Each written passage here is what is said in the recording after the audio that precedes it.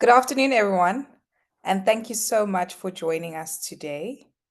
We're so excited to see you, and we're very excited to be kicking off one of our first Hold My Hand webinar series. And since we're all about prioritizing teenagers as well as children, we have to start by providing the platform for them to talk. So, for us adults, it's very easy. All we need to do is really listen, internalize what is being said, and also respond appropriately. Together, we'll keep the voices of children and teens at the forefront and also help build a real momentum for change in support of the national strategy to accelerate action for children. So, my name is Dr. Katleho Sedikane. I am the lead for Kiredi, and for us, it's very important to amplify the voices and to support teens' needs. With me, I have wonderful teenagers who participated in the National Children's Dialogue Africa Children's Summit in 2025, the Teen Summit, as well as an Article 12 ambassador who are also known as Web Rangers.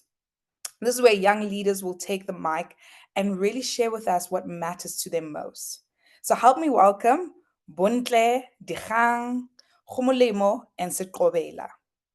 This is also a very informal space. We want it to also be a safe space. So please make use of the chat, make use of the Q&A, share your comments and also share your questions. And once the last presenter speaks, we will then go into that Q&A session. And if you haven't done so already, please share with us who you are, where you're from, if you're comfortable in the chat, just so that we can become acclimatized to each other. Okay. And I'd love to know if you are from an organization, which organization you're from. So this is very exciting. Okay. To get us, interacting with each other and really engaged, I'd love for us to speak about, I'd love for us to actually interact in a poll. And what I'd like to know is what do you think is the biggest barrier to meaningful child and teen participation in South Africa today?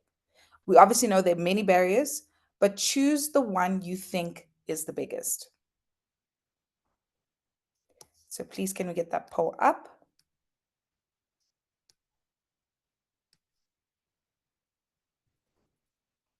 So your first option is adults don't really listen. Then we have not enough spaces, safe spaces for participation, followed by lack of platforms for sharing opinions, followed by fear of being judged or dismissed. And I'm not sure. That's why I'm here. So please be honest. There's no wrong answer. In actual fact, this will give us an opportunity to really understand how everybody is thinking and how we're feeling about the barriers that children and teenagers face while participate in terms of their participation in our country today. And it's also quite exciting. I can see in the chat we're getting a little bit, a lot of engagement.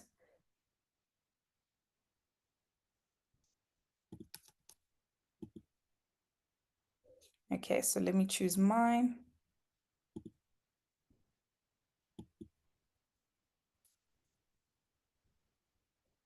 Welcome everybody. Thank you for sharing in the chat where you're from.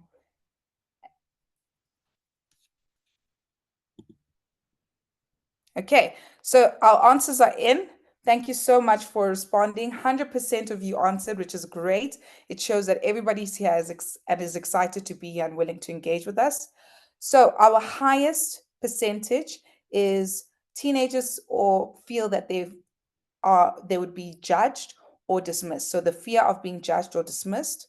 Then it's followed by lack of platforms for sharing opinions, and then followed by not enough safe spaces for participation. That's actually the one I was also going to choose. And then we have adults don't really listen. Adults in the room, okay, take note of that. And 3% said, I'm not sure, that's why I'm here.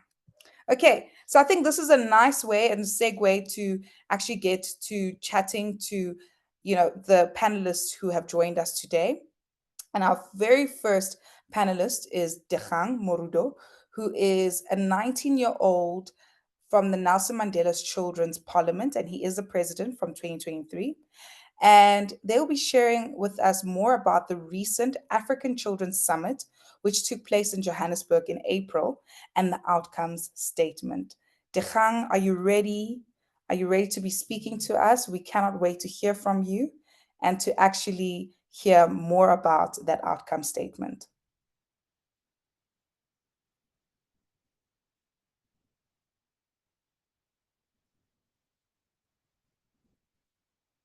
Can you guys hear me? Am I still audible?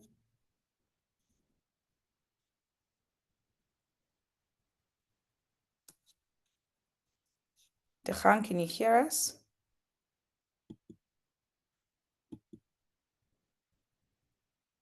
Yes, I can hear you. There you are. Yes, you were still a little bit on mute there, but it happens, you know, tech these days.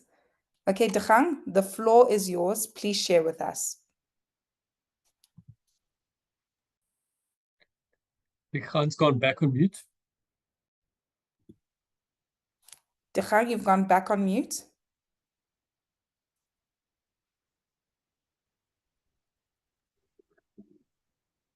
Can you, okay? I think now it's better. Yes, we can hear you much better now. Okay, good afternoon, fellow young leaders. My name is Dikgang Murudu, and I'm honored to stand before you as the president of the Nelson Mandela Children's Parliament with the responsibility of reporting back on the key outcomes and demands made by the children during the Africa Children's Summit, which took place from the 4th to the 7th of April 2025. The summit brought together children from across Africa, children of all backgrounds, ages, abilities, languages, and experiences, united by one powerful purpose: to speak with one voice, and shape the future we deserve. We met, we discussed, we listened to one another, and we put forward to a clear and powerful children's outcome statement. This statement is not just a list of requests, it is a declaration of what we need, what we expect, and what we demand as the rightful heirs of this continent of our own. Allow me to report on the detailed outcome of this summit. Firstly, we requested that we need free and fair education for all. And one of the most strongest and urgent messages raised by children across the continent was that the need for education that is truly free, fair, and accessible to all. Many children are still denied access to school because their families cannot afford fees, uniform, or learning materials. We called on government to eliminate all school-related costs and to provide bursaries and scholarships to children from underprivileged backgrounds. We also highlighted the need to include children with disabilities in mainstream education, supported by the trained teachers who understand the sign language and other inclusive methods. Every child must feel free and welcome in their learning environment. We also indicated that we want improved school infrastructure and learning environments. We reported serious concern about the physical state of our schools.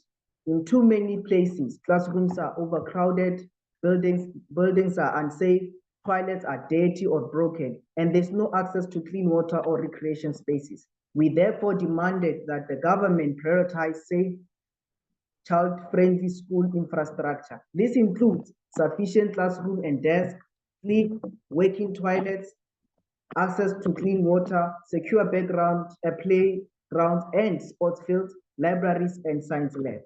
We also called for transport assistance, such as school buses or bicycles for children who live in rural areas and walk long distance just to access education. We also indicated that we want access to books, learning materials, and digital technology. Many of us still study without textbooks or basic learning tools. We highlighted that quality learning cannot happen without quality resource.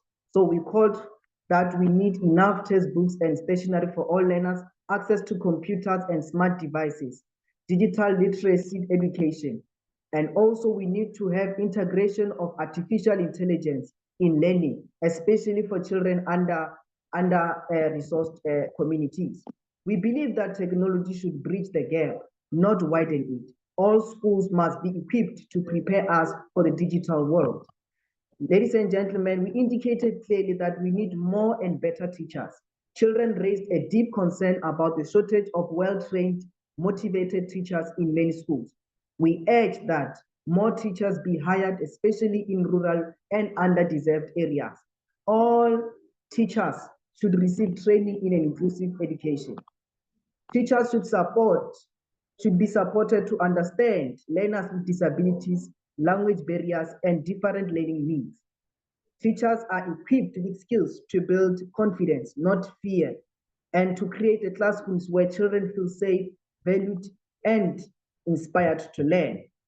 We also indicated that we should end unfair cultural practices and discrimination. In many communities, children, especially girls and children with disabilities, are still held back by harmful traditions and beliefs. So we stood firm in saying that we are saying that early and forced marriages must end and it must be fully eradicated. We indicated clearly that we should stop gender discrimination and all children must be equally and must be treated with a dignity. We also asked for campaigns to challenge mindsets and to teach parents and guardians that culture should uplift, not oppress our dreams. We indicated that we need economic support for families. We know that poverty in our homes often becomes the reason we leave school earlier. So we ask government to create employment skills and small business opportunities for our parents and caregivers. When families are economically supported, children stay in schools, have better mental health, and are able to focus on their studies. We want a whole family empowerment so that education is not sacrificed for survival. We indicated clearly that we want protection from violence and abuse. Violence continues to threaten the lives of many children in homes, schools, and public spaces. Abuse, bullying, neglect, and child marriages continue to steal our safety and our future. So we made it clear that children must be protected by law. There must be trained child protection officers in schools and communities. Bullying, corporal punishment, and abuse must be banned and punished. So teachers, caregivers, and parents must be trained in a positive discipline and child-sensitive practices. We indicated clearly that we want child participation in decision-making. Children are experts in their own experiences, but too often we are ignored in decision-making. So we called for child-led school clubs, student parliaments, and youth councils, representation of children in community forums and policy spaces, a child rights-based approach that gives every child a voice, especially those with disabilities. We reminded our leaders that nothing for us without us. So we need to be included in decision making. We also want a responsible use of technology because we want the digital world that brings opportunity, that does not bring out danger. That's why we ask that children should be taught how to safely and responsibly use internet. Government should regulate harmful online content, including pornography and cyberbullying. Parents and teachers help guide us in responsible use of artificial intelligence and social media. Technology should empower us and not harm us. Last but not least, we indicated the issue of mental and physical health and protection from substance abuse. A healthy child is a learning child. So many children face trauma, stress, and poor health in silence. That's why we requested that schools should provide nutritious meals and health services. Mental health support must be available for all children. Girls must be given a free sanitary pad so that periods do not interrupt their learning. We needed a stronger laws be put in place to prevent drugs and and alcohol abuse. And that parents who enable this must be held accountable.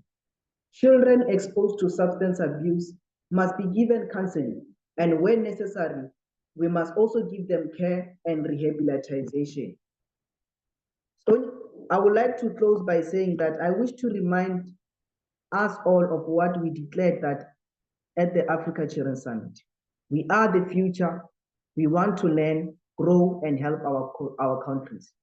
We asked our leaders to listen, take action, and work with us to make these dreams come true for every child and everywhere in Africa. This is our moment. This is our mission. This is our Africa. Let us not only hold children's hands, but walk beside us, listen to us, and work with us so that together we build a continent that is child-friendly, inclusive, and full of opportunities for all. Thank you very much. Thank you so much, Dechang. I really appreciate you sharing that with us. I had a lot of key takeaways from what you just shared. You know, you spoke a lot about accessibility and inclusion, which is very important. And that is something that Hold My Hand really prioritizes. You also spoke about better infrastructure. You spoke about how technology should not widen the gap, but instead should bridge the gap, which I thought was very great coming from your side. And I was particularly moved by what you shared about, positive um, disciplinarian tactics and so forth, and the importance of our children to be protected and to be centered in everything that we do.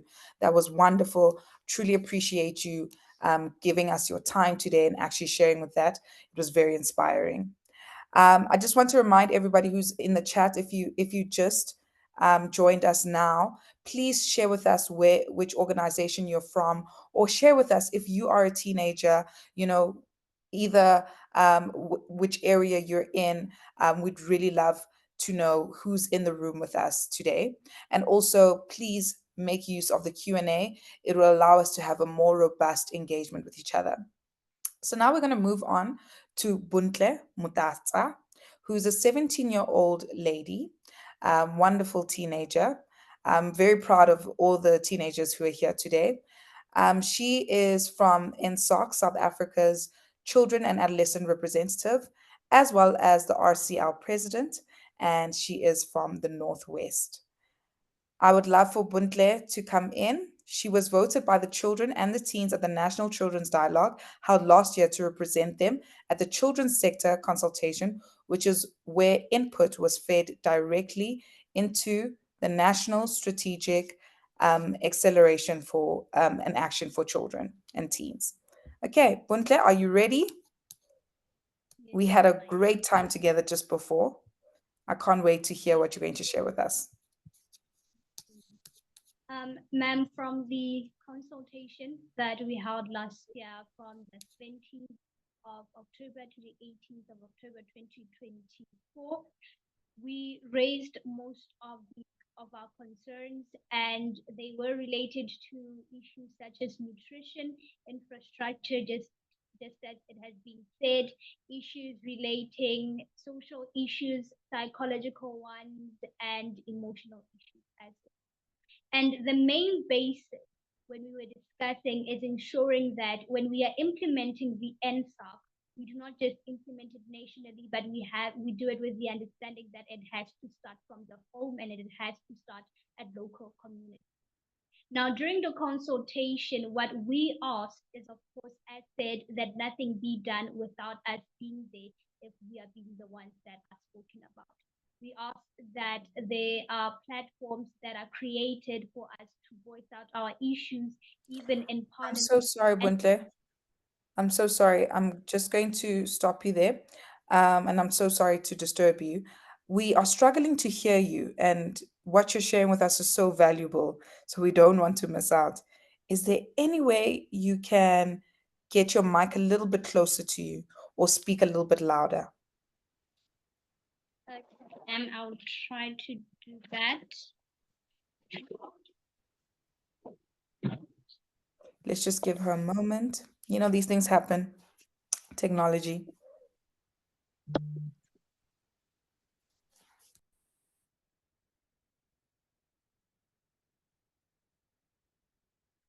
Okay, ma'am, can you hear me right now?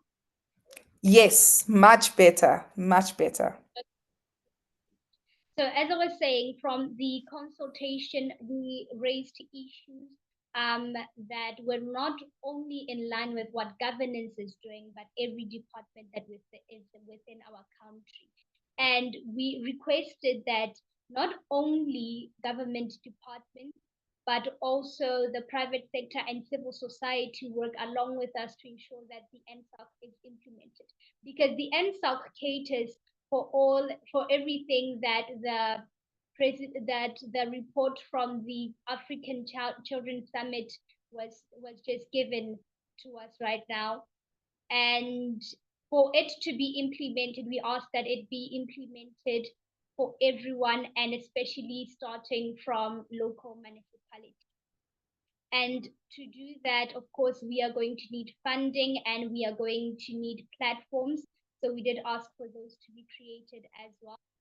The main thing that we also talked about is that there is this blue tick culture where if we are given platforms to speak, they are just there for the sake of it. They are null and nothing happens after that. And what we did ask for is that all of these discussions that we're having and the consultations do not end without any implementation.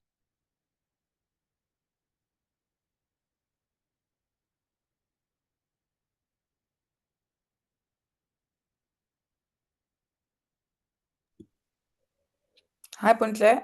Have we lost you, or is that your final statement? Yes, ma'am, that is my final statement. Thank you so much. We truly appreciate that. Thank you so much, Puntle, for sharing that with us and helping us understand exactly what the mission behind the NSOC is and your contribution to that amongst, all the other children that you work with. And we really appreciate your time and really contributing to that conversation. Please don't forget, hang tight. I know there's going to be a lot of questions for you. So, just so that we're keeping to time, I'm going to move us forward. We're going to now speak. We're now going to have Khomolemo Powe, who is a 17-year-old Article 12 Web Ranger Ambassador. Khomolemo is also at the National Children's Dialogue and is here to tell us more about the Web Rangers and what children and teens should know about using online media and their voices. Khomolemo Powe, are you in the room? Are you excited to speak to us? We cannot wait to hear from you. Hi everyone. I'm very much excited to be here speaking to every one of you. Basically what Web Ranger is a program, a digital media literacy program, enriching children with media literacy skills for them to further know how to navigate the online space and deal with online problems when they come across them in the online space. While Article 12 is a policy-centered program. So Web Rangers is a teaching program and Article 12 is a policy-centered program where we advocate for children and their participation in such spaces, which I'm glad that fortunately I am part of it. Challenges faced by children on the online space, there are a lot. We know the basics ones, bullying, sexting, CSAM, all of those type of things. But there are more problems that they're being faced or subjected to. And it's really a problem. We can't say it's their fault, or we've been pushing that children should be more wise or be more careful when they're on these platforms and spaces. But really, it's not their fault. We've been pushing for platforms to put more safety features to ensure that children are being protected whilst they're online. But it's not, when you push from both sides, sometimes the equation will never balance unless you start it from the source. If you start from parents and caregivers of children, people who see these children on a daily basis, them being able to access the internet as well as children, access it intentionally and know what they are doing on the internet will be helpful. If a parent doesn't know how to use the internet and they give a child a phone or internet access, the child will also won't know how to use the internet efficiently and effectively, leading to generational problems of the internet being misused, basically. So if we start from the root, which is parents and caregivers, giving them knowledge and skills to navigate the online space, those skills would be passed down to their children and their children, creating some sort of pattern of change whereby we use the internet for what it was meant for fun, for entertainment, for gaining knowledge, not all of these social ills that we see present. I like what was said by Dikgang when he said AI must be infused with our education. AI is a powerful tool, I read a quote that said the calculator was not accepted by mathematicians when it first came out because they thought it was making people lazy. Even the same type of attitude is being given towards AI. We are not seeing it for its benefits, but for what we think it's going to make us. If we see it for its benefits, that it's an easier way of teaching and learning, that it's an easier way of getting information or finding solutions to problems, we can use that, integrate it with social media, integrate it with education, and almost every other sector that's out there for children to be better knowledgeful, meaningful people, people who are learned, so that we can have better conversations around these. And we know that children aren't given spaces or platforms to speak like this one. So if children are educated and children are learned, they'll have more spaces to speak about this. New problems will arise, of course, but they'll be better informed on how to deal with those problems. So at Article 12, we deal with pushing for such agendas, pushing for children to be in such platforms, pushing that children should be heard, children should be advocated for in media spaces where they're mostly neglected. If you see a children on the news or online, most of the time you're seeing about them, not from them. We are pushing that it should be from the child, not reporting about the child.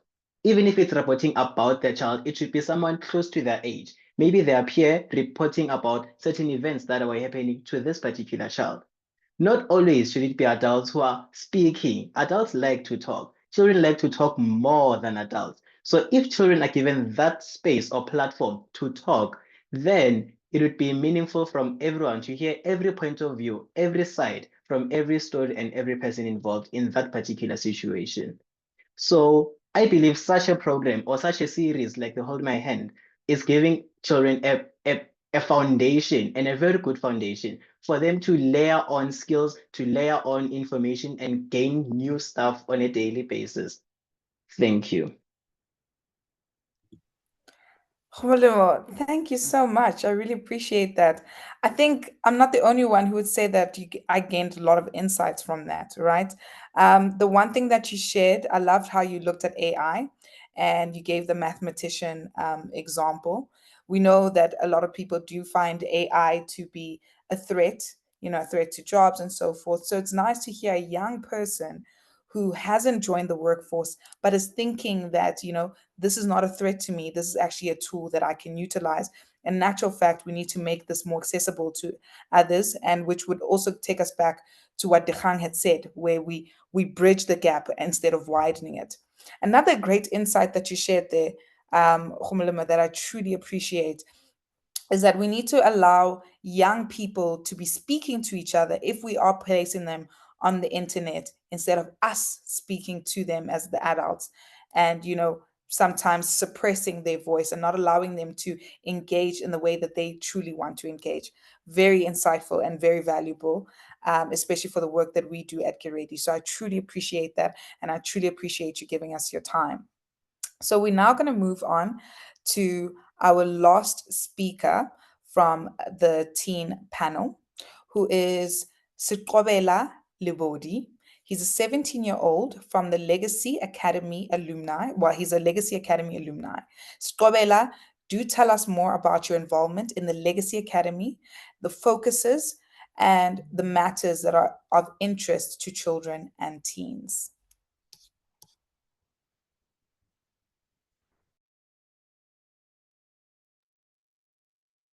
Good afternoon, everyone. My name is Siqobela, and I am really honored to be part of this initiative by the Hold My Hand series.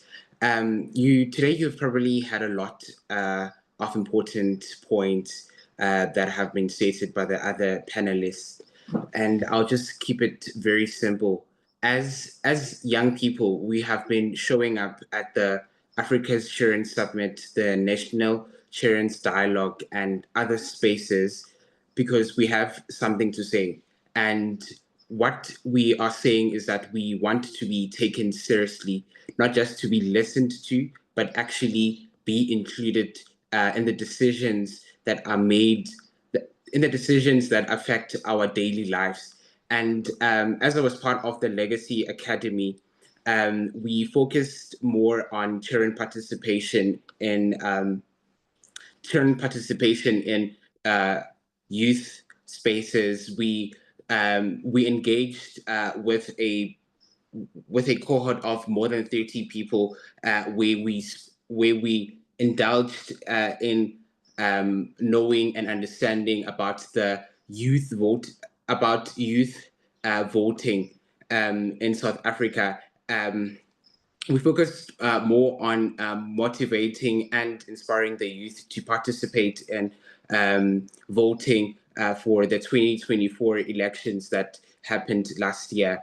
And it was a great initiative that we were presented to, and an initiative that as young people we were honored to be part of, as we were able to indulge in deep research about the voting landscape at large, how the voting process is facilitated by the various media outlets. And last week, the Nelson Mandela Children's Fund also held its second workshop for the Legacy Academy, where they are going to be focusing on various problems for the next year. And it's such an incredible opportunity. And as I conclude, I just want to say one thing that really matters to me and to many teenagers is that power is the power to choose, our path, the power to decide what to learn, who we want to be, and what kind of the future we imagine ourselves in. So the real choice only exists when we have the real support from the adults, when we're not seen as children, but we're seen as radical thinkers who are able to make decisions for ourselves. So we are asking you, not just as leaders, but as adults who care, to take action. So please do hear us and work with us. Thank you. Thank you so much, Sikobela. I really appreciate that. And I agree with you. The most important thing is for us to be collaborating and not to be, pushing down on children and allowing them to choose their own path, as you say, as well as be, even if it is guided, to have that autonomy and to be able to share with us and to engage with us on that. So I really want to go into a Q&A session with you. And I just want to ask everybody to start asking us a few questions. And I see something has come in. And this is by Tulani Velabai. He asks, where are you implementing Hold My Hand campaign in South Africa? Okay, so this would be for Melusi. I think, Masuli, you'd be the best to respond to this. But the next question I will be asking our panel. Thank you, Kat. So Hold My Hand is a national campaign.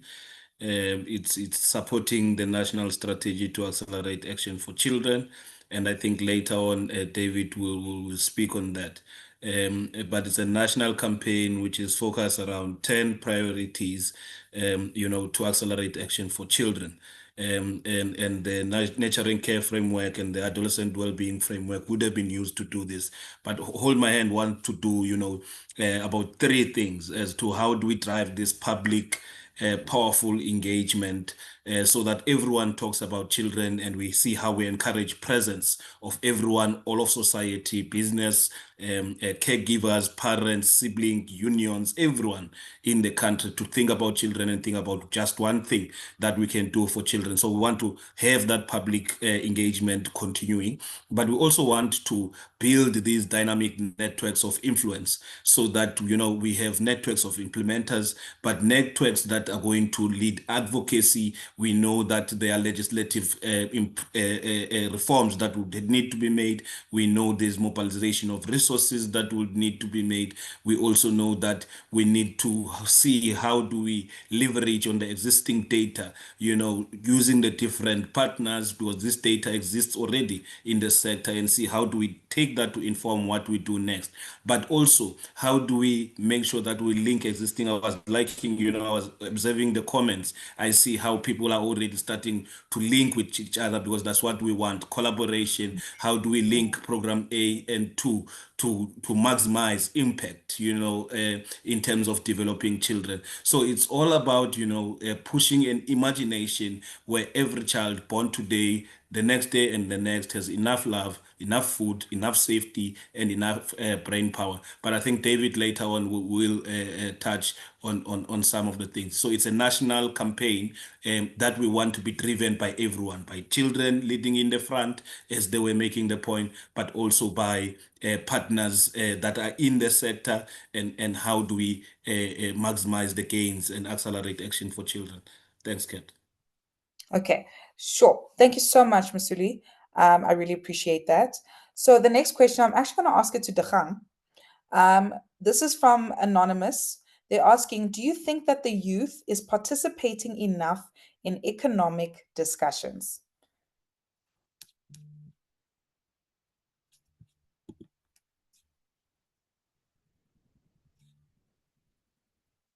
Dikgang, can you hear us?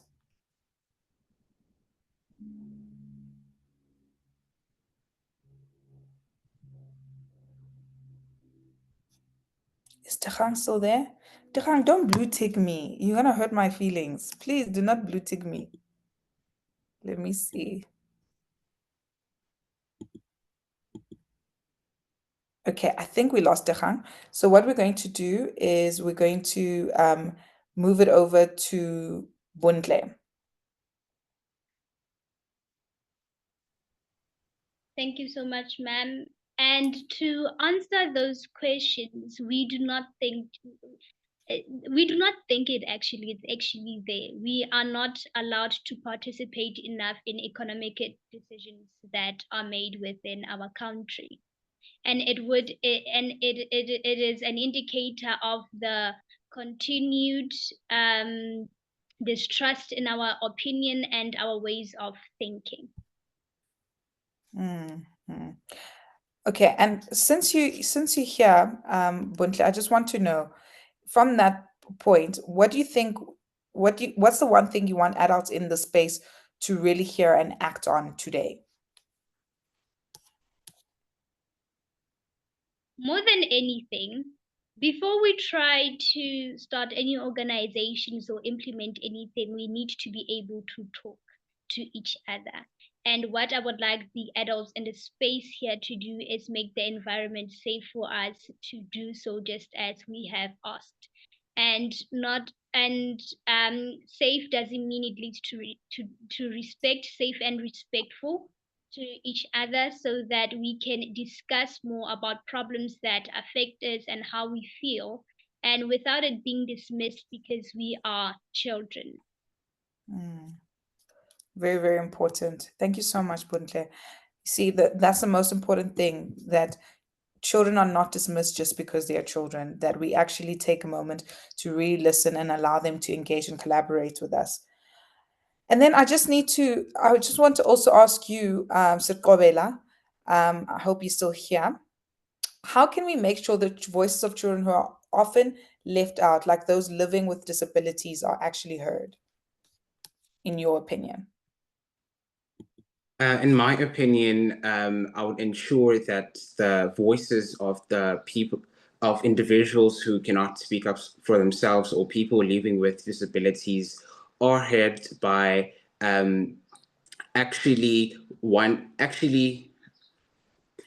think that we can collaborate with various people living with disabilities to understand what they're going through, to understand, to collaborate with them as people who are living without disabilities. We want collaboration we want to be heard. So for me, I believe that I believe there should be that collaboration with people living with disabilities. We need to engage in various types of communications with them, understand what they need, understand their needs, not only not only hear them, but actually act on what is needed by them, act on it. That is the most important thing. We can have these conversations, but if we do not hear them, if we do not act on what is needed, nothing will actually be done. So that is my opinion on that. Thank you. Thank you so much.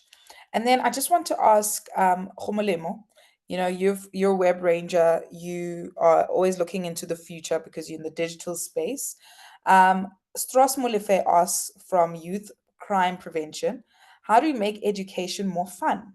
Because nowadays education is boring for the kids and libraries no longer have peeps who read books. What would you say? I think the only way to make education fun is to have teachers who are energetic or are willing to teach passionately. There are teachers who teach with love for their profession. They have enthusiasm for the profession. When they speak, you can hear that they speak out of love. So such teachers, they motivate children to see it as not as a chore, but as something to enjoy, something to look forward to. If you are around the township, you'll know that after exam season, children don't like going to school because they feel like there's no need anymore. There's no other, they're not doing any work. So if there was a teacher who made school fun, who made children want to go to school and learn, children would go to school. There's no definite way of making school fun because there are a lot of formalities around school. So like there's no one way answer of making sure that this way education will be fun. Besides making it accessible and everyone has it, there's no way of making it fun. Plus, as a nation, we have a problem of literacy and numeracy problems. Our grade 4 learners can't read for meaning. They can't add, knowing that they're adding. So like dealing with those problems first, dealing with the problems we have now. Once we have those problems sorted, we'll know what to do in the future in terms of making education fun. But for now, I am not sure there's no way of making education fun. Besides having teachers and learners who are enthusiastic or who have enthusiasm in learning and teaching. Thank you so much. Thank you so much for that, Khomolemo. Then I want to ask another question, and this one is for you, Buntle.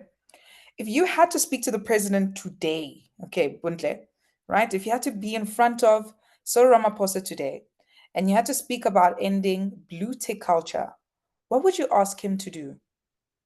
And how do we, us, okay, the adults in the room, make your thoughts really heard?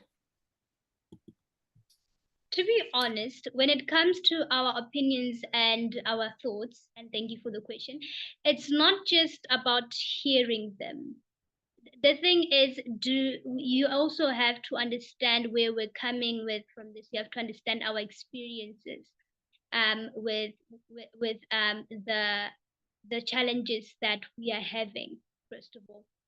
And if I were to speak to the president, what I would ask is to actually implement, because let's be honest, we do have all of these children organizations right now, right? For example, we have the RCR, we have the Web Rangers, we have Article 12 learners, we have Nelson Mandela Foundation, and they are there. We keep on speaking, we keep on having conferences, but the actual problem is that what we say is not implemented. And the only way that we can see that you hear us is when you take measures to implement what we are asking for, when you take measures to include us just as we are asking. We keep on asking to be included, but we are sidelined. The only times when we are included is when it has to be an act for someone. It is when it is done to impress, actually, so that governance looks good. So what I would ask is that you do not just hear us, but actually implement. That is how we're going to see that you're not blue ticking us. Blue ticking us is seeing what our message is saying, just looking at it and not doing anything after that, not answering us. Taking us to conventions and to workshops and summits and whatever, and then we do not get rebuttals and answers as about what we were speaking about there and what the way forward is. So to not blue tick us would be to implement what we're just saying, not just hearing it, not just reading it, not just making reports about it and trying to look at them, but actually implementing. That is the main problem that we're having here. Thank you so much. Thank you so much, Khumalomo. I was actually I was really moved by what you just said, Buntle. I think, yeah, it's true, and that's a message to all of us, that as much as we give opportunities for, for young people to have platforms, we need to show them how far, that platform can actually take them. It shouldn't just be a tick box exercise.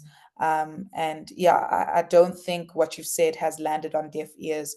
You've made a great point, and I truly appreciate you actually, being courageous and being able to really share that.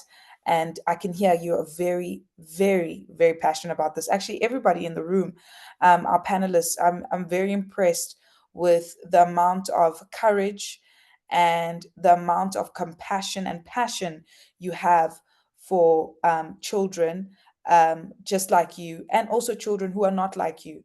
I love the fact that two of you actually mentioned the importance of accessibility and inclusion of those who are living with disability. That shows me that, your compassion goes far beyond just looking at yourself and where you are. And then I just want to ask another question, and this one is going to be to the room, and whoever can please answer this question for this young person would really appreciate that. And this person has asked, they are anonymous, but they've asked, how do they go about actually creating initiatives? So as a student, I want to start my own initiative that deals with cleaning parks or creating greener spaces for children. How do I make that possible? Can someone please come to the forefront and just share some words of wisdom? Ma'am, may I take it for just a second? Of What course, I would say. Thank you. So first of all, when it comes to initiatives, right? For example, the NSOC. I'll make an example with the NSOC. Right now, while we're discussing it, we see it as something positive for the community. But then when it comes to implementing it and allowing the community to be part of it, we have to convince them that it is good for them. So the first thing that would need to be done in creating such initiatives is creating awareness about them. And not only it's the initiative's importance to you, but how is it important to the people that you want to participate in it? That's the first part. Make them relate to it, make them want to be a part of it. Everything can be done with good negotiating and good convincing. It is all about motivating people to actually want to do it. Thank you. So that is what I would say the first thing is to do.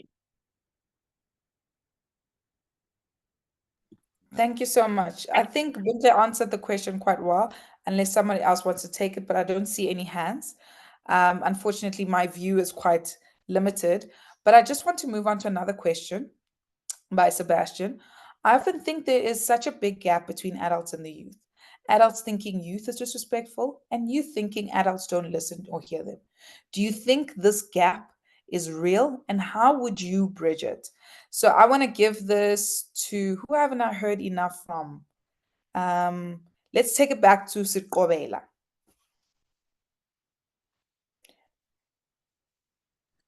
Katlego, may you please repeat the question? I didn't quite get Of it. course, I definitely will. It was quite a long question, but basically what we're asking, right, is that there's a gap in communication. So adults feel that teens, but this is just a hypothesis, teens are disrespectful, and then teenagers feel that parents just don't listen. So there's that communication gap. Yeah, so how do you think that we could bridge that gap? Okay, thank you for that question. So we could actually bridge that gap. It will take it will take like a struggle for us to get there, as traditionally it is deemed as when you're a child, you need to do what your adults say, but there isn't that level of moral compass where um, I, I as a children can also, I as a children can have a conversation with an adult where I raised my concerns about certain things that I am going through. So a few years ago, I had the opportunity where we held an imbizo where uh, adults and children went into a room where we discussed social challenges that us as young men in society, that we are facing as young men in society. We discussed and about everything there.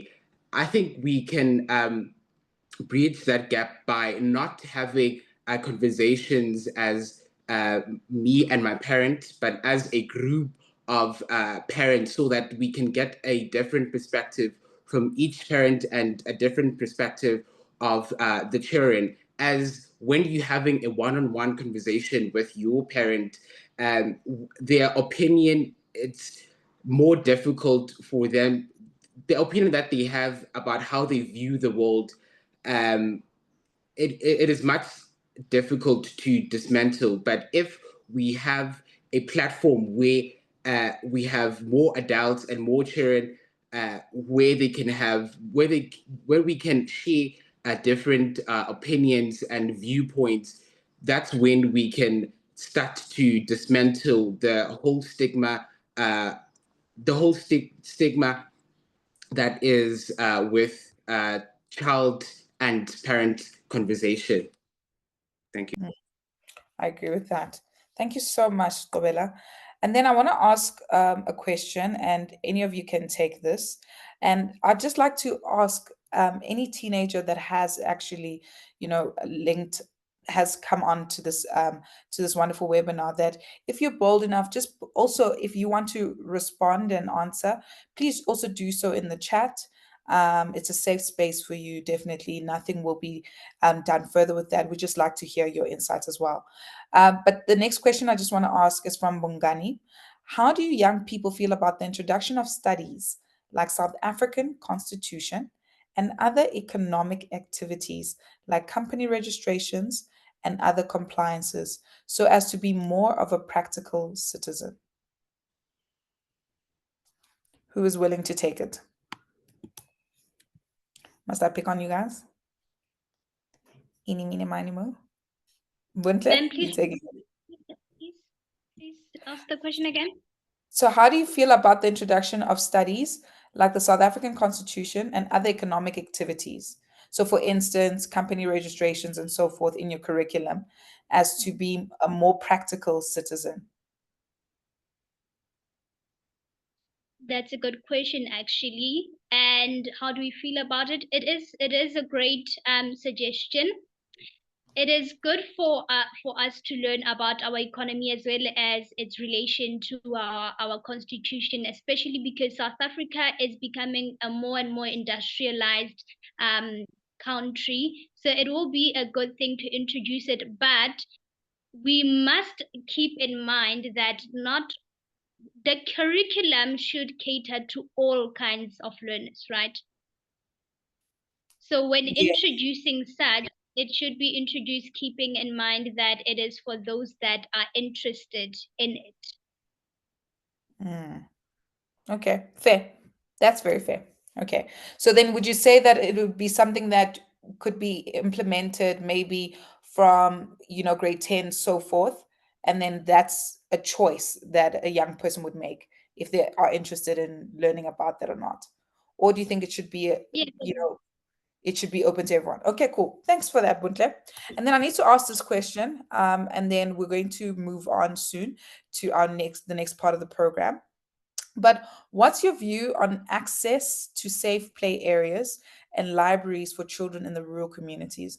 I was actually quite sad to find out that a lot of communities do not have libraries. I'm asking this because some adults and a whole municipality doesn't see that need for the children in QwaQwa. So I'm going to give this to Khomolema. I haven't heard your voice in quite some time, Khomo. Can you please repeat the question? So how do you feel about what's your view on access to safe play areas and libraries for children in the rural communities? I've never been in any rural community. My 17 years of life have just been centered around Gauteng and Johannesburg. But I can safely say that access to information and safety, it should be a fundamental right for everyone, not being discriminated from whether you're in a rural area or urbanized area. You being alive, you deserve to be in a safe place, whether for recreational activities or stuff like that, but you deserve to be in a safe place. So having places where children can have fun also enriches their mind. It relaxes them and was also enriching their mind. Finding ways of being creative with the limited you have, and having libraries or places where they can read or gain education from is the same thing as saying that they don't want a school for children. It should be a place whereby they're gaining knowledge and information and education.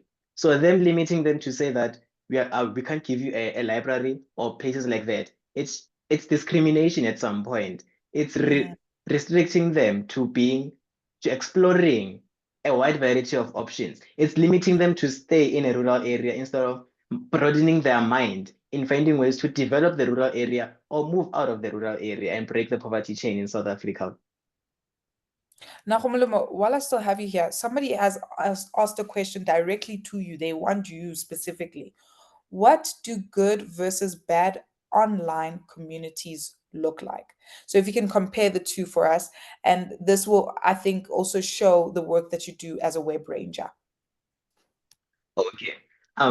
Good online communities are communities that just bring care or foster good energies around whatever they are dealing about. Take for example, if you have a WhatsApp group, that's an online community. If you have a WhatsApp group, sharing motivational quotes, interesting stories, fun facts on a daily basis, that's a good community. You're building one another up. If let's say it's a group for people who are dealing with mental illnesses or depression or stuff like that, emotional distress, and they're sharing motivational quotes or stuff like that, it's helping them find better ways of living life whilst not being in contact with people. So you can say it's a therapy session, but from far away or via a screen. While bad communities are just TikTok, for example, might be viewed as a bad community. It's a place where like there's no regulation, there are no certain rules put in place for them to be able to monitor, what's actually happening.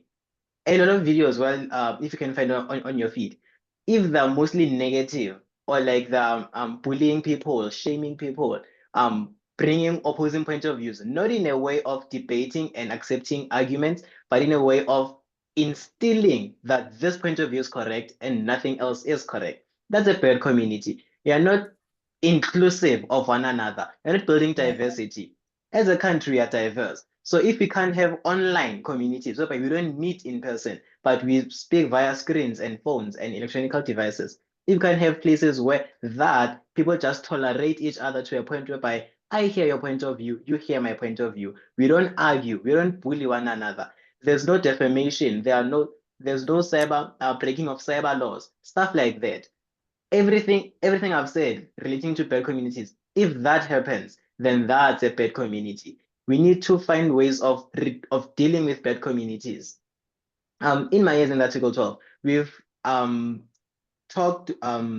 arguments, not arguments per se, but consultations with Facebook, with Google, with Meta, TikTok, all of these platforms, with the Competition Commission, with the Department of Education, Information Regulator, all of these big platforms that have the will and power to put certain laws in digital spaces to protect children and essentially protect everyone.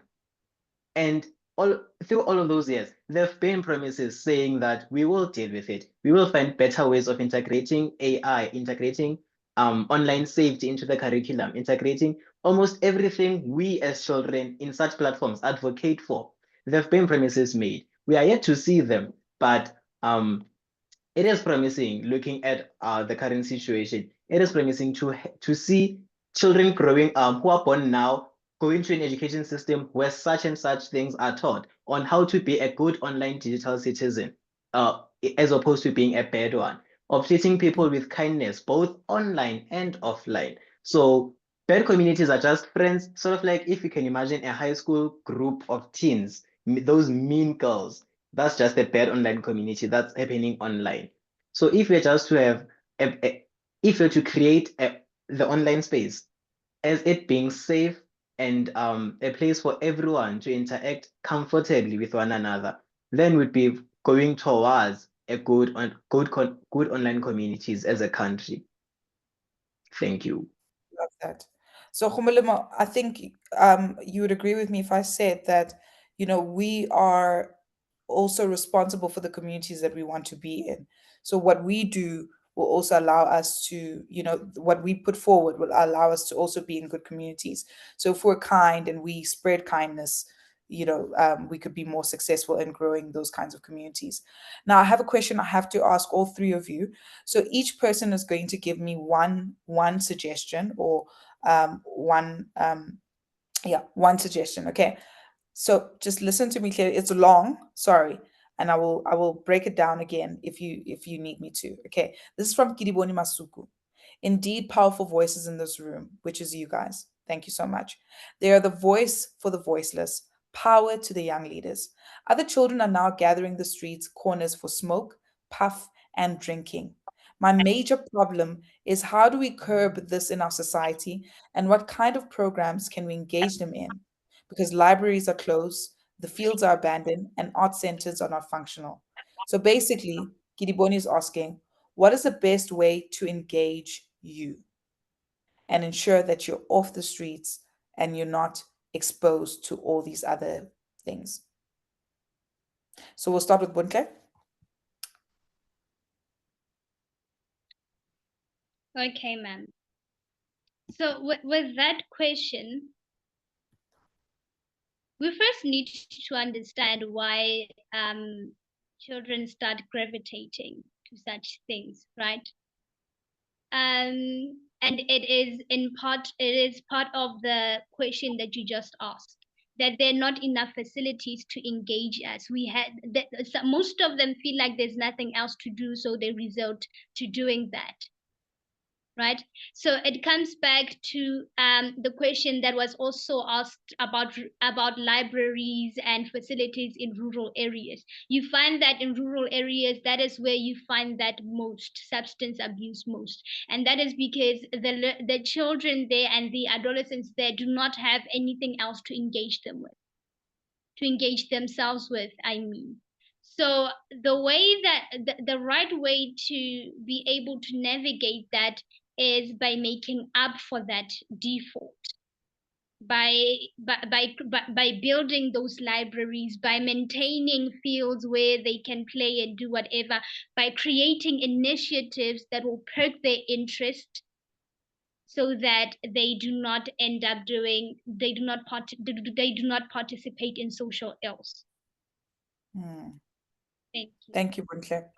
And then Siqobela. I think the best way to engage young people and to get them off the street is by creating safe community spaces such as after-school clubs, sports, music groups, or tech initiatives that will really empower young people to stay off the streets. And I think one powerful thing that has been said by Bontle, that we also need to understand what is the cause that leads young people to start smoking, drinking, and doing all of these things. And with that understanding, we are going to be able to create a specifically tailored program or spaces that will keep them off the streets. That is my answer to that. Thank you. Thank you, Siqobela. And then lastly, Khomolemo. I think both speakers have said valid points surrounding this issue. And I want to change the point of view and put blame on parents and adults in communities who Okay. tolerate and let children do these things in front of their eyes. As a parent, you can't be comfortable in seeing someone else's child smoke in front of you. Go to the tuck shop, buy cigarettes and stuff, and do those things in front of you, and you call yourself a parent. So it's sort of like a contradicting story to, I think there was a point Ed said on earlier that do parents or adults think that children are rude when they talk back, and that children think adults don't want to listen. It's the same type of mindset. Children are passionate. Children nowadays are passionate about what they have to say. We've been limited to a certain point whereby you want to explode and just throw thoughts. So as a parent, you can't let a child, or you can't stay put while a child smokes and drinks in front of you. As Buntle said, that there needs to be reconstruction of these libraries, these recreational places for children to go back to those things, to find a purpose in those things. It might lead to them finding a special talent they have instead of smoking and doing away with their lives. So I support Buntle and I put blame on parents. Okay. We're actually coming to the end of this Q&A session, which has been so wonderful. But I have one last question to ask you, and I think it's going to be very beneficial to the teenagers in this room and for parents to share with their teenagers if they weren't able to join. Okay. And I'm going to start with you, Khomolemo, then we're going to go backwards. Okay. Sorry, it's nothing hectic. It's from Africa Dumela. And they're asking, how would you get a young person to be motivated, you know, and to speak up? I'd show them where they are and where they aspire to be.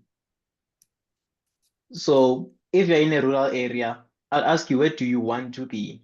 In order for you to speak up, get what you want, fight for what you want. Show you where you are, the current situation where you live in, whether in a rural area or an urbanized area. There's always a better place to be in life.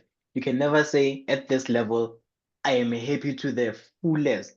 I am living my life to the best. You always want to do more, experience more. So show them where they are and what they want to be. And that in some way would put in their mind that motivation, that drive to push towards what they actually want, what they believe in, and what they stand for as a child or as a person they aspire to be in the future. Thank you so much, Khomolemo, and I agree with that. Siqobela, so I'm coming to you now. So basically, what you're answering is, how do you help somebody who's struggling with motivation? I would help a young person who's struggling with motivation by firstly understanding them, firstly having a conversation with them and understanding their point of view and where they are. And thereafter, I would start to now build another different viewpoint and show them that if they start to believe and if they start to work towards the world that they will be working towards, the ideal world they would want to live in.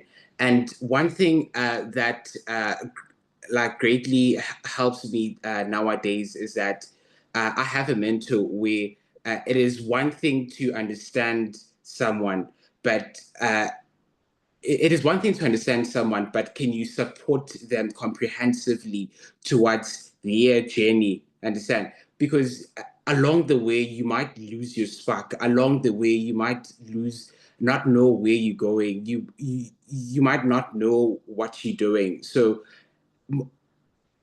there's this saying, it's quite cliche that motivation, you must be disciplined over motivation, because motivation, just like it's a downhill curve. As today you can start from up here, but five days down the line you might not have that motivation. So I think with having that constant support from someone is very important. Someone to make you stay grounded to your purpose and to make you understand where you are and where you need to be. Thank you. Love that. So the importance of support and mentorship. And number two, consistency as well as discipline, so that when your motivation is low, that you are still staying on the mark and you're still on the pathway to your journey of your purpose. And I think that is very brilliant. I love that you shared that.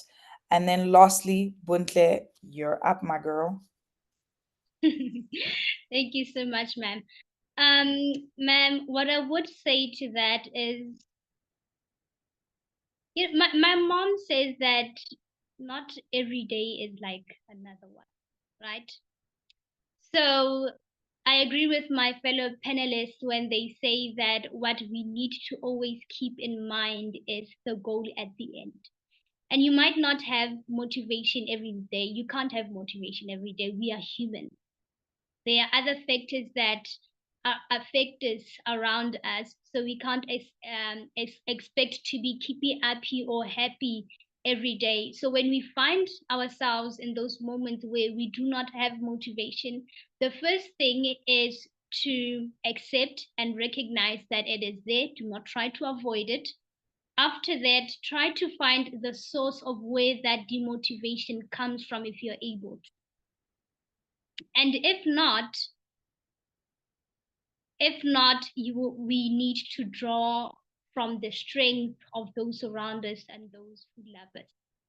If it's not those who love you, if you love Jesus like me, you can draw strength from. Thank you. I don't know, that really touched my heart. I can't be the only one. I really appreciate you guys, but please don't log off yet, Bundles, Bobela, as well as Khumulemo. I'm hoping we could get the Kang back, but I know he was affected by load shedding. But I do want to say that that was very motivating, all three of you. You shared something that we can all take away from this. But I do want your last remarks at the end, so please don't leave. And I really want you to also hear what David Harrison, who will be sharing with us, who's the CEO of the DG Murray Trust and the co-lead of the Hold My Hand Accelerator. Okay, and you're also gonna hold him to account. Okay, you're not holding me. You're gonna hold him. Okay, okay, Buntle. All right. Okay, Mr. David Harrison, you're up. Well, what an amazing panel. What a powerful panel. And what an incredible group of participants as well. I mean, just think about it. We clearly we've got teenagers. We saw some children a little earlier who are part of the panel as well, and the teenagers who've been on the panel, and then participants from civil society, young people themselves. But we also saw people's names popping up, people from the presidency, people from the Department of Basic Education, GTAC in Treasury. This is exactly the forum that we're trying to establish. I don't know everybody on the call, so I don't know whether we have people from business, whether we have people from trade unions, whether we have the media here as well. But this is the ongoing action forum that we have to create. This can't be a once-off occasion. We have to find a way to develop, to build out, and to make this the type of forum that is helping to drive effective change in South Africa. My job was to explain. My job was to explain a bit about the relationship between Labour's present. Thank you so much, Kedibone. That's fantastic to know. Let's see business pop up on my screen as well, and I'll be interrupted again, as well as the media. But the idea here is to try and get behind a national strategy to accelerate action for children that really recognizes if we keep doing what we're doing in South Africa, we're going to be stuck in the inequality trap. We're not going to make progress. It has to be accelerated. And so that was the starting point of engagement with the presidency and with a variety of different government departments, civil society coming to the table with young people, with children, with teenagers, and saying, we have to move faster. We have to make things happen now. And when we looked across the world at where countries had made progress, we saw firstly it was countries where the president put his hand up or her hand up and said, I'm for children. I'm prepared to take the lead. I'm prepared to be clear on what this national set of priorities are that need to be driven. That was the first thing that needed to be in place. The second was that impetus couldn't be driven simply by a whole lot of stuffy bureaucratic interministerial committees and all the rest of it. Important though they are, it had to be driven by an incredibly active branded program of action that everybody, not just government, felt that they were part of. And thirdly, if we're going to accelerate progress, we need an accelerator that draws in civil society, draws in business, works with government, works with trade unions. So presidential leadership, a strong branded program of action, and thirdly, an accelerate an agency that could actually drive the process. So that was the thinking behind the process that's unfolded over the last year, which has been to develop this national strategy to accelerate action for children. Its basis is the Bill of Rights. Its basis is that component of the Bill of Rights that speaks about the rights of children, that says that in all matters related to children, their interests must be put first. So that's the starting point. But we know that often politicians use the Bill of Rights almost as an excuse to say, well, there's so much that needs to be done. We're working on this, we can't work on that. And so part of what the National Strategy to Accelerate Actions said is, yes, there's the Bill of Rights. All of those have to be fulfilled, but we've got to hold people's feet to the fire. We've got to identify a set of priorities that everybody knows and understands. These are the things that are going to boost, that are going to drive, that are going to accelerate change. And so that's what the NSAAC, that's short for the National Strategy to Accelerate Action, that's what it did. It got to the point where it's got 10 clear priorities. And those can be shared if you haven't seen them. But it actually went further because we know that often those priorities are simply lofty objectives. We all look at them, we all say, yes, we can get behind them, but it doesn't actually lead to action. And so an interesting thing that the NSAAC has actually done is to identify 10 interventions that will make the most difference for children. So it's clear on what those interventions are. And the interesting thing is Cabinet is about to approve the NSAAC.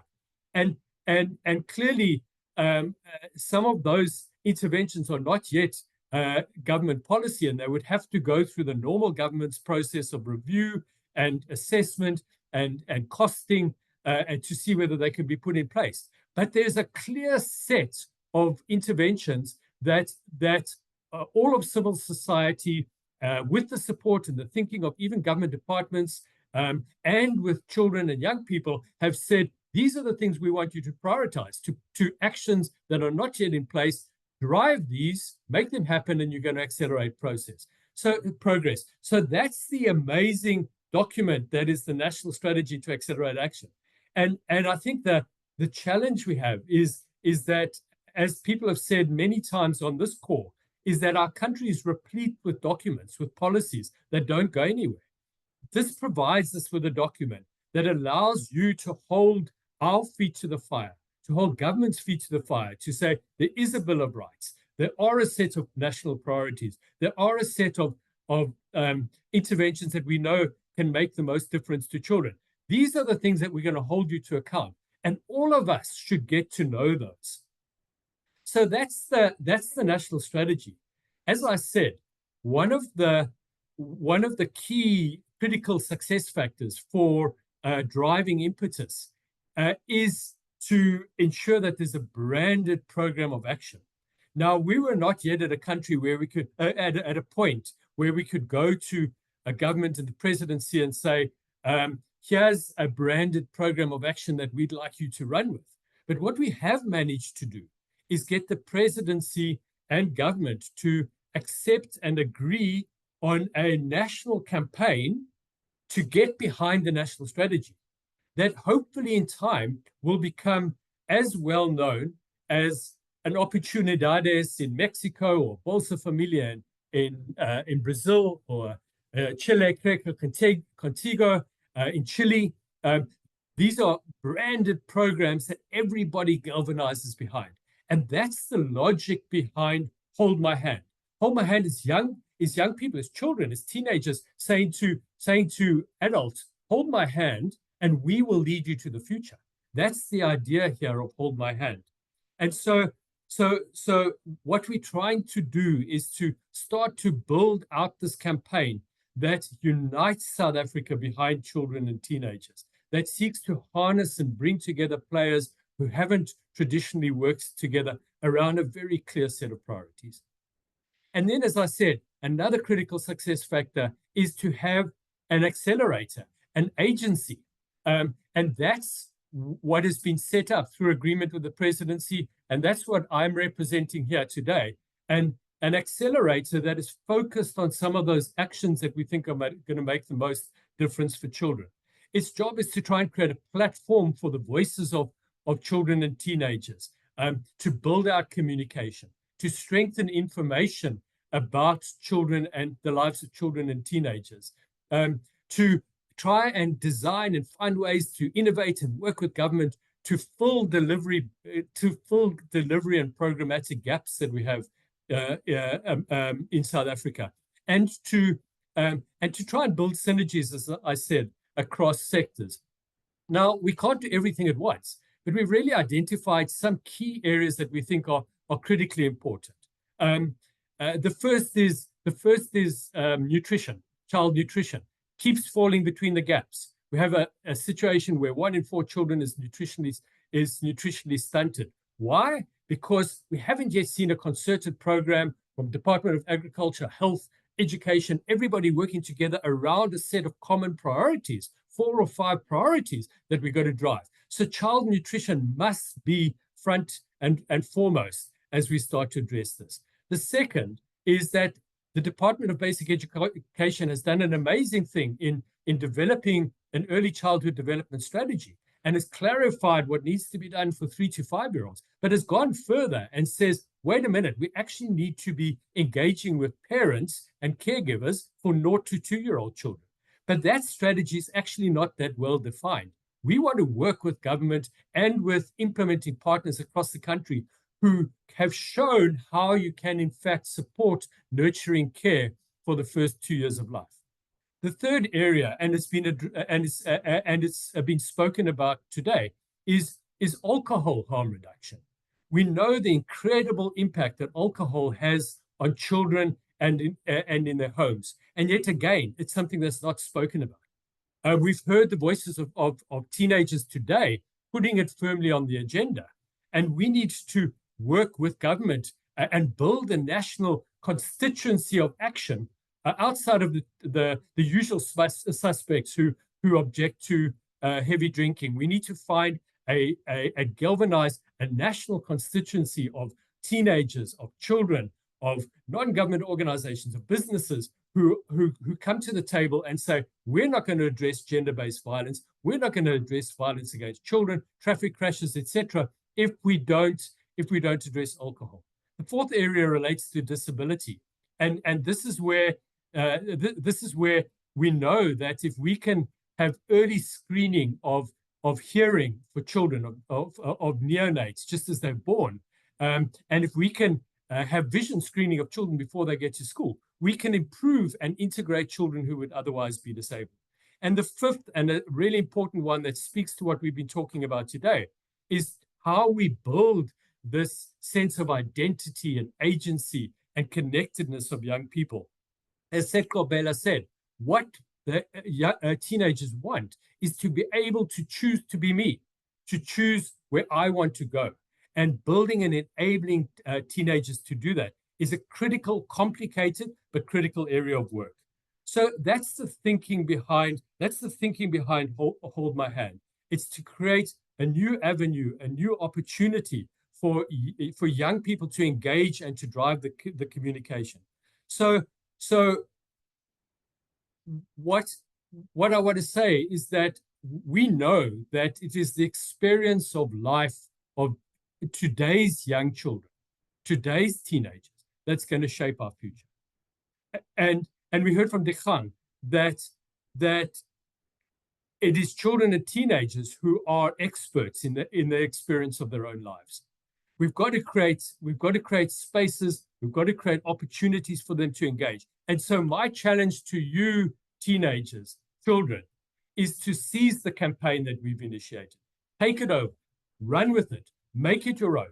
Make sure that it is generated by and populated by information and by communication that comes from you, that represents you, that we can use the channels that we have as a way of developing new engagement with government, with civil society, with the media.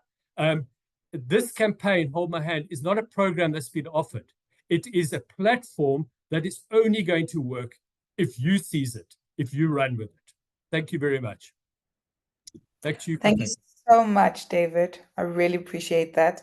It was so motivating to hear that. And I think the one thing that really resonated with me, and I hope resonated with a lot of you adults in the room with us today, is that if you have access to a child, you have responsibility for them, and your responsibility to accelerate them. And if you cannot do so, your other responsibility is to hold those who have said they putting themselves in the forefront accountable. Okay, so hold us accountable. Now I have to have a last poll, and I need to let you guys go because you need to fetch the children. I also need to fetch my little, she's a 4-year-old, but she's a teenager as well.